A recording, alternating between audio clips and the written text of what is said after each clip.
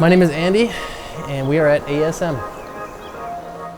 We are going to attempt to put a K20 into an FD.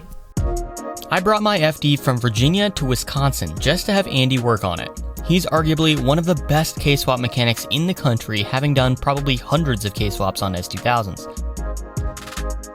I've brought a truckload of spare parts that come with the car, as well as a bunch of custom parts that I had to buy for the swap.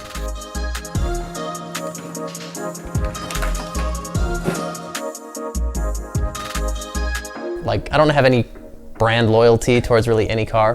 Whatever one is truly, I think, better, I'll go with that one. Honestly, the truthful question, why are we putting a K motor in this FD? It's because that's what Ben wants.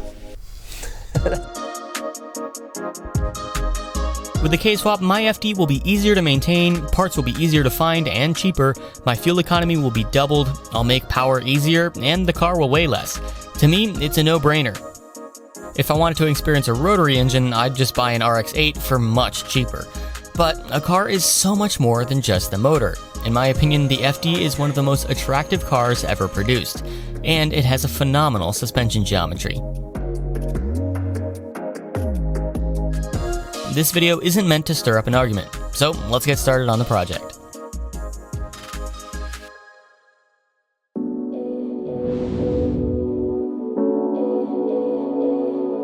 So this FD is purchased as a project car. It already has, it's got the motor in the engine bay.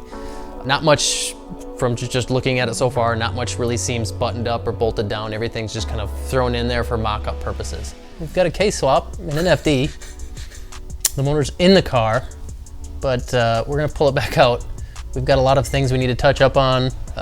Some cosmetic stuff. We need to probably start sanding the rust off here and get this painted so it doesn't rust away on us even more.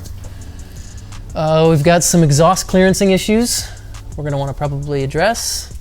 A lot of these bolts aren't tight and stuff. It looks like a lot of this was just thrown in for mock-up. Got a crack in an oil pan, so we'll probably do a new oil pan. There is a crack. Oh wow. It's a pretty big crack. How about that? Trans is literally about to fall out. The exhaust is holding everything up. Yeah, it's just set in there.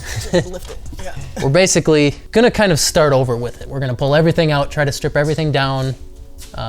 Usually when you do projects like this, you're a lot of times installing it and removing it 5-10 times or whatever to mock everything up. So I'm sure he's had this thing in and out a bunch of times, and I think you said when you went to pick it up, just kind of threw it in there to kind of get it all in the car, make transport a little easier. So we're gonna pull everything out and try to go through everything. Being a project car that someone else had their hands on, and this car probably hasn't ran for, I don't know how long, 10 years probably. We need to kind of really go through everything.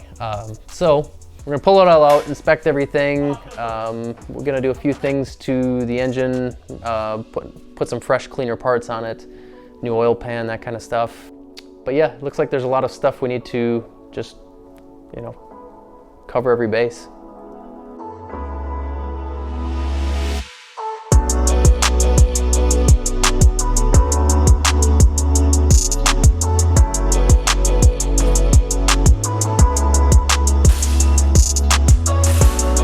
Buying somebody else's project is not always the smartest decision. I've certainly saved a lot of money on parts and fab work by having some of it done already, but now we have to backtrack and go over everything to make sure it's all good. So we start by removing everything.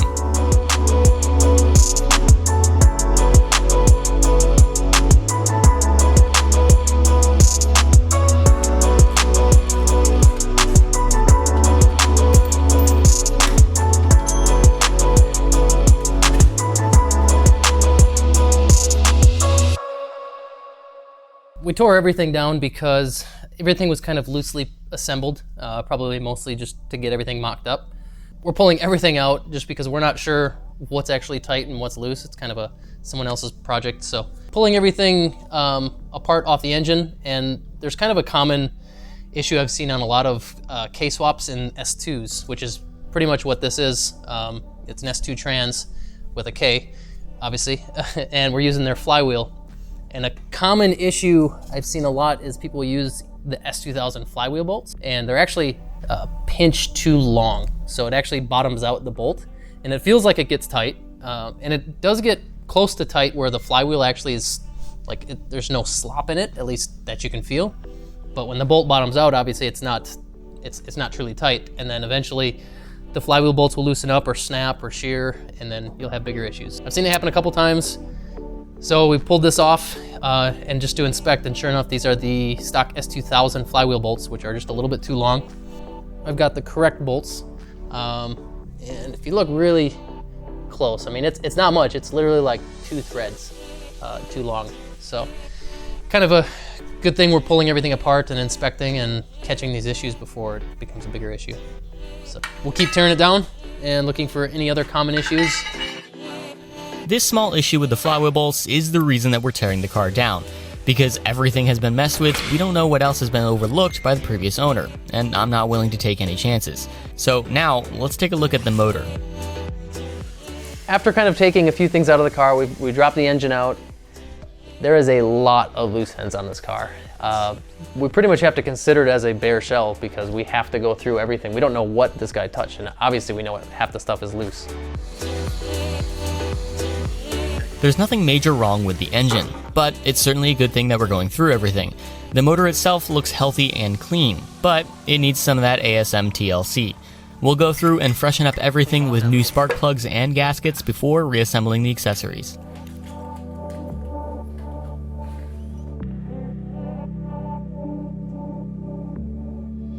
Alright, so Andy has removed the original oil pan, which is an aluminum pan. That's what comes on the K20Z1. And aluminum pans are not good because they can crack really easily, especially if you bump something like I do all the time in my Civic.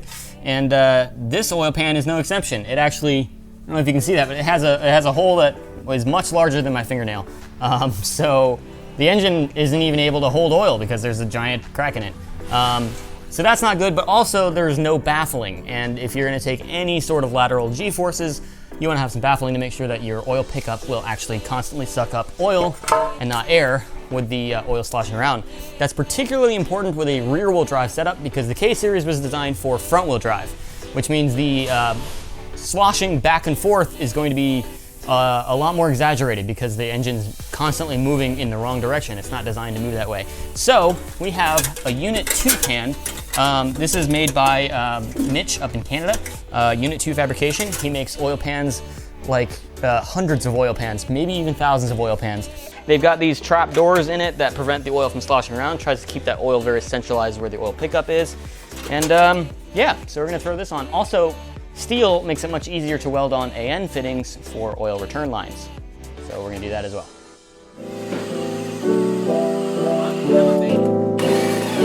The oil pan was actually cracked, so we replaced that with a nice baffled oil pan from Unit 2 Fab. Andy is welding on an AN bung for the turbo oil return line to drain into this new oil pan. With the oil pan complete and put together, we can start reassembly of the accessories on this motor. I tried to replace everything with new parts where I could, and where I couldn't, I got the old parts cleaned up and powder coated.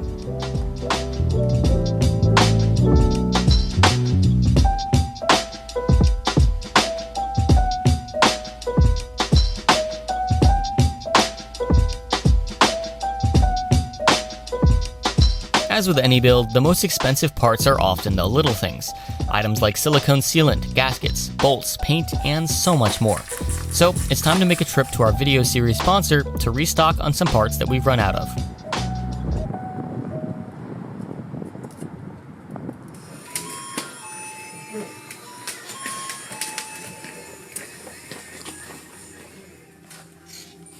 If you know me at all, you know I like to have clean, fresh bolts wherever I can. I brought hundreds of bolts with me, but I actually ran out during assembly, so I had to buy more. While I'm in the store, I'm going to need some fresh black paint to clean up the custom fabricated engine cradle that's starting to rust. Alright, so we got a bunch of bolts from Advance, so we're going to change all these out to make them look nice and shiny because that's all I'm good for. And while I was gone, Andy bolted up the entire turbo, the manifold, and everything. So this motor actually looks like it's going to make some good power now. It looks like a complete motor, so that's nice. And I'll just be over here making the engine look pretty. The engine isn't the only thing that I need to look pretty. The custom fabricated engine cradle for the K-Series has started to rust. This part was made at some point over the last 2 years that the previous owner was working on this build. So I'm going to clean off all the rust and spray it with a nice coat of black paint to make sure it won't rust again.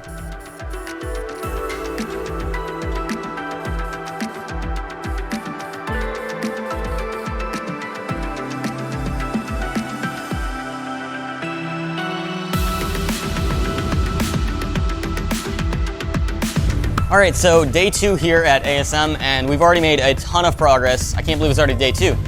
We're putting the motor back into the car today, getting everything fitted up. Basically all of the motor work is done, not that we're doing any internal, but all the external motor work is done. So we're gonna put the motor in the car, kind of fit everything up and work our way around it.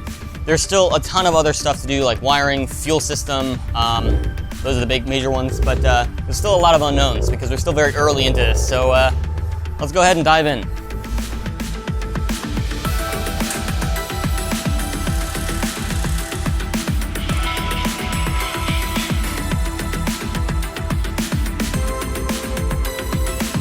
Andy is very fast, and I want to reiterate that this is more of an entertainment video series rather than a documenting every step of the way. This is not a how-to, this is not instructional. We can't even film this because Andy is so fast that we're missing stuff because he bolts it on before we can like turn around and record it. So if you don't see something happen, that doesn't necessarily mean that we didn't do it. If I don't show you torquing a bolt, that doesn't mean that we didn't torque the bolt.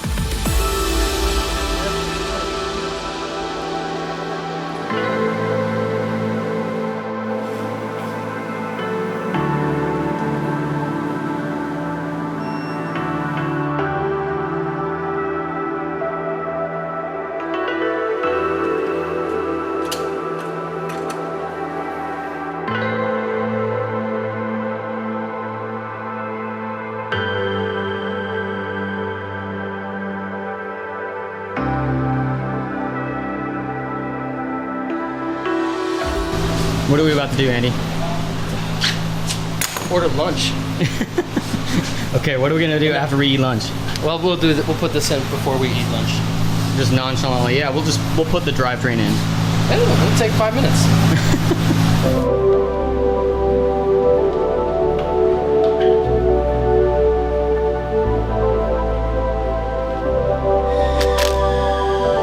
We don't have a lot of room between here and the firewall, so if we mount it like this, we probably won't be able to get that connector onto the sensor because the firewall's so close. So we're using 290 degrees.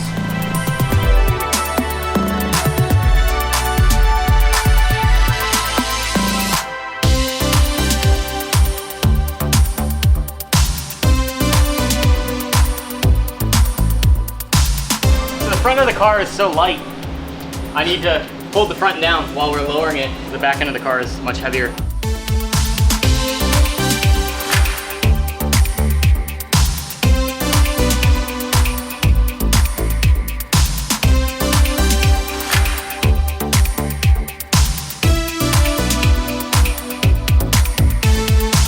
So it looks like with the engine mounted in place now at the right angle, we were really worried about the clearance against the firewall. It has been notched back about 1.5 inches or 2 inches from the previous owner, and it looks like just enough to be able to get the valve cover off. We were really worried that you have to pull the motor to get the valve cover off, which would just be really dumb. But it looks like there's enough room, just enough, and there's 2 cam sensors in the back that clear. They wouldn't clear if they were straight out, so it's a good thing we got the 90 degree on them. Yeah.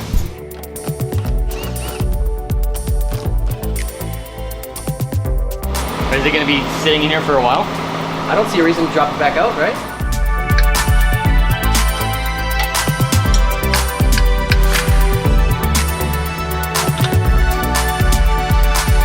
There's actually a lot of room in this engine bay. You could fit an inline 8 in here. Inline 8? V12? Just stack 2 K-series right next to each other. The drivetrain is all connected up, mostly, with one small issue. This the rear connection of this rear diff is not super great. It's obviously not OEM, so the bolt holes aren't lining up quite right. Andy's tried like drilling out some of this on the side, and it's still not quite close enough. We don't want to hurt the threads. I'm trying to find a bolt for this top piece to bring it together. I can't find which thread's the right thread. And I don't want to strip it out because I don't want to replace the diff. The diff bolts for the subframe brace don't line up quite right, so we had to cut the brace so the bolt holes would line up better against the differential. We found the right bolts. What a very minuscule part of this entire build. Right. We've got so many things to do. All of the small stuff adds up, especially with a build this involved. There are so many small braces and brackets that connect up. FD rear ends are very weak. And this is still the FD rear end. Go figure that the only thing that's still original rotary drivetrain is my weak link. And maybe I'll have to change the rear diff and axles out later down the road. Although my S2000 trans is kind of weak too, but it has a really good shift feel, which is nice. There are stronger transmissions, but the shift feel isn't as good, so. And with a custom drive shaft installed to connect the FD rear diff with the S2000 trans, the drivetrain is now all connected. Now, onto the suspension. No, I'm in your way. Oh, you're good. So we're here at Fortune Auto because we're going to build some Fortune Auto 510s for my FD, and I am street driving the car, but I'm also going to track it because I can't stay away from the track. And the 510s actually have a pretty good range between street ability and track driving, which is why we've decided to go with the 510s. These are my first set of 510s that I've ever had. I've only had 500s up until now, and I'm treating my FD with something special this time with the 510s. But to explain it a little bit more, we're going to talk with Terry and have him kind of show you what makes the 510s different than their 500 option. So we've got two sets of dynographs here. One is our 500 series and one is of our 510 series. So essentially think of it as in 4 quadrants. Anything on top of this line is compression force and anything below the line is rebound force. These numbers 1, 2, 3, 4, all the way to 10 is the inches per second. And then this is the actual force that the shock is making. This part here, anything that is actually 2 inches per second or less in this area of the graph represents low shaft speeds. So I have this little Fortune Auto model car here. So when the car is moving at slow soft speeds, like when you hit the brakes and the car dips down, or when you're accelerating and the car it dives and pitches, or when you're turning and the car starts to lean over. We want these actions to be very stiff, and that it essentially is, when you're turning, it's not leaning over a lot and it's essentially just staying really flat. So we want it to be really flat. But then on this part of the graph at like 9 inches per second, that's like when you're at speed, let's say on a racetrack and you're hitting curbing and it's a very, high shock event. So essentially on that, you want it to go softer. Here, look at that knee of force. So that means it's like really, really, really stiff, and it's just exponentially getting more and more force, and then it just tapers off. So essentially on this, the car would be very, very flat, but then if you're hitting curbing, it doesn't matter at 3 inches per second or at 5 inches or 9 inches per second. It's basically not unsettling the car or making the car pogo up when you're going over any type of curbing or berming on a racetrack. The Fortune Auto 510s are all hand assembled and shock dyno tested to ensure accuracy within 2% of each other.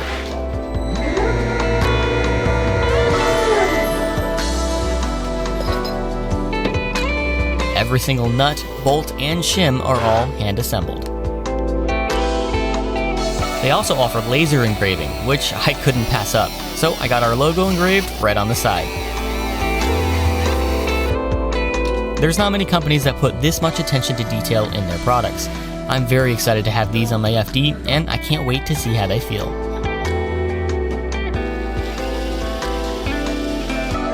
Now we'll head back to Andy's shop to get these bad boys installed.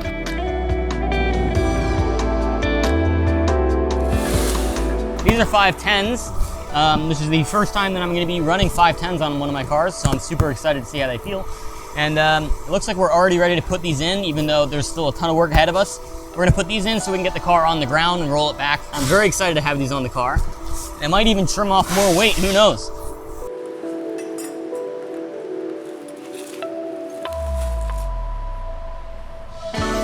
Because my FD is lighter than the typical FD, it's going to be hard to get the ride height set right. There was about 4 inches of wheel gap with the factory suspension. Thankfully, they're pretty easy to install and very easy to set. The The FD RX7 is known for having a very good handling chassis. That's due to a number of factors, such as the lightweight body, engine positioning behind the front tower bars, chassis rigidity, and suspension characteristics.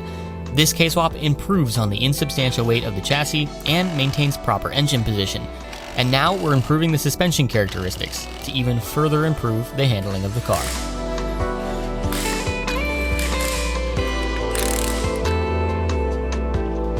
All done.